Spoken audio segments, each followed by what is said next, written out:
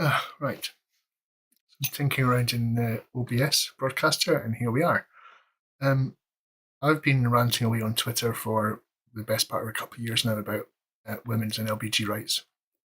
And I guess after a recent run-in with a really tiresome bully called Lucia Westrana or something similar, I guess I just wanted to put my face on here to say, yes, I'm a real person.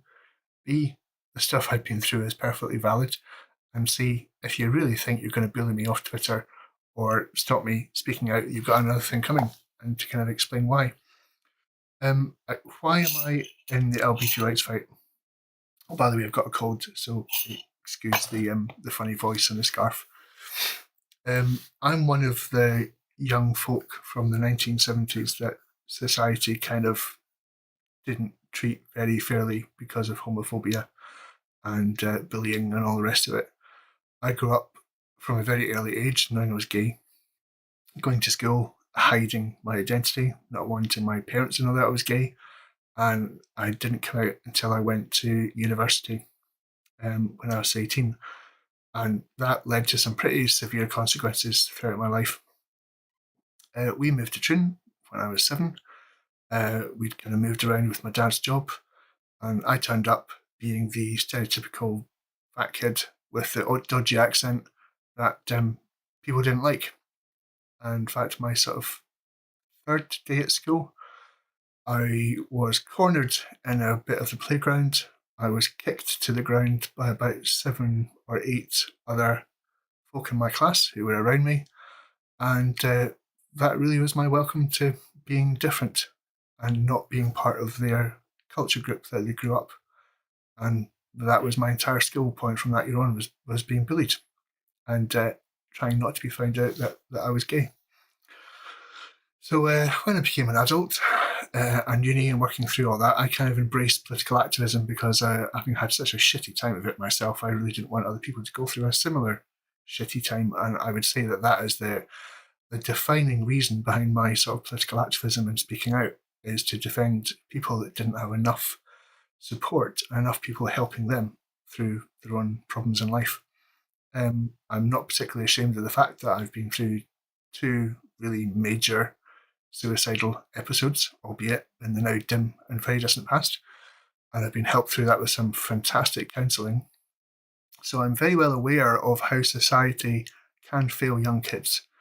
And I am seeing history repeating at the moment with the whole rise of gender ideology and young lesbians believing they are non-binary and gender non-conforming and trans and mutilating their body and having bits of it cut off because they're so unhappy with their reality and who they are, and receiving praise for going through all of this when really the majority of them are probably just gay and not trans at all. But it's cool and trendy to be trans, and everyone from school and their peer group and their social media channels is telling them that it's cool to be trans and it's not cool anymore to be LGB. It's not cool to be a lesbian. It's not cool to be a lesbian that doesn't sleep with trans women. It's not cool to be a lesbian that doesn't accept penises in their dating pool. And this is just utter rank homophobia coming around again. And I'll be screwed if I'm going to stand by and do nothing about it. So that's a big part of why I stand up and support the LGBT community, because I know what it's like to be that horribly insecure, alone, terrified gay man and feel that you don't have any support. And the revelation I had of going to university and finding the gay sock, as it was then called, and finding other gay people to connect with and realising I was actually completely normal was utterly mind-blowing and life-altering. And every LGBT person should be allowed to feel and realise that they are completely normal. So that's a big thing for me. This then included women's rights after the rise of the GRA and the change in Scottish politics to embrace trans culture and trans authenticity, and the queering of Stonewall and the change of Stonewall to LGBT. when one Sunday afternoon I was having a chat with my mum and my two sisters and very naively asked them what they felt about the GRA.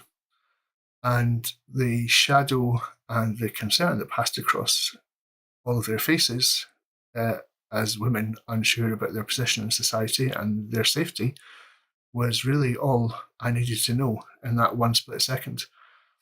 But thankfully, I'm very close to my family and they respected me and trusted me enough to sit down and explain all their concerns about the necessity, of female spaces, of how unbelievably sad and common it is for women to be abused by men. In amongst my family, there are several close relatives I have who have been raped and abused by men, including me when I was 14. I was raped by someone I thought was a close friend. With hindsight, he'd been abused by his dad, and that was why his parents had moved away from the European country they were in to come to the UK, or his mum had, sorry, and set up a new life away from his biological father, who had clearly been messing around with his kids. And unfortunately, they passed on the behaviour to me, and it took quite a long time to get over that. So I will always stand up for victims of sexual abuse and sexual violence. And unfortunately, the weakening of women's safe spaces and protected spaces is putting a lot more women at risk of sexual abuse. And I don't think that's right. The problem is that you can't look at someone who claims they're trans and know, are they genuinely trans and that's how they feel, but they have an innate respect for other people's boundaries and other people's bodily autonomy? Or are they a predator who's wanting to use the wolf in sheep's clothing aspect of being trans to gain access to women's safe spaces and abuse and rape people? We're not telepathic. You can't tell. I think it's safer to keep penises and biological men out of women's safe spaces because the consequences are just too dire. And I guess the last bit of why I'm in this fight is the erasure of gay people. You're not gay anymore, it seems. You are queer. But when I look at people that describe themselves as queer, it seemed to be mostly straight people who feel they're not cool enough and want to have this sort of a homosexual or lesbian or bisexual aspect to their persona, which isn't true. And they're doing a bit of LARPing, live action role playing, being gay. And if they were a man and were actually faced with, go on, munch down on that nice homosexual man's arse, they would run a mile. If they were a woman faced with, have a nice bit of rung bunching, dear, on you go, prove that you've got bisexual or lesbian tendencies, they would run a mile. But they think it's a bit cool to adopt this queer label and try and be part of a group. Well, no. We're part of that group because that is innately the way that we were born, and that is innately the way that we're wired up, and that is the reality we face from the minute we open our eyes in the morning to the minute we go to bed, including what we dream about when we're asleep. We are same-sex attracted. We can't change it. You can suppress it, you can deny it, you can choose not to be a sexual being, but I could no more go straight than I could grow a third arm and change my skin colour to purple. It's just complete nonsense. And we need to get some scientific reality back into public discourse and push back against this queering of LGB. So that's my initial point of view on all of this. If you've got any questions from this, feel free. Send them to me on Twitter. Feel free to criticise. I'm not particularly going to care an awful lot at the criticism, but feel free if it makes you feel better. And this is the face to the name. This is me.